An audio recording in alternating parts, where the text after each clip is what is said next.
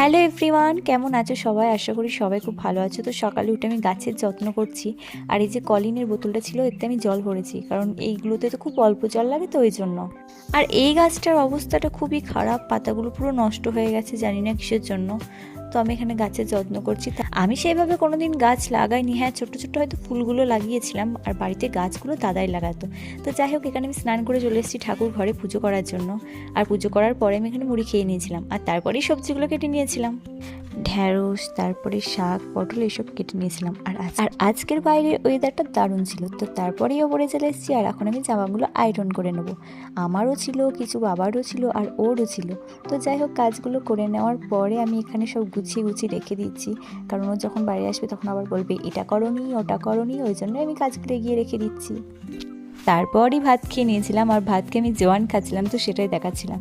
আর এই দিকে দেখো, এই নারকেল গাছটায় এত সুন্দর এই মোচাটা হয়েছে, মানে নারকেলের মোচা বলে এটাকে। তো খুব সুন্দর লাগছিল, কিন্তু মৌমাছিও আসছিল প্রচুর। এখন আমি ছাদে যাব, তো ওই জন্য ভালো করে চুলটা আঁচড়ে নিচ্ছি, আর এখানে সিঁদুর পরে নিচ্ছিলাম। আর এই যে আমি ওপরে চলেও গেছিলাম।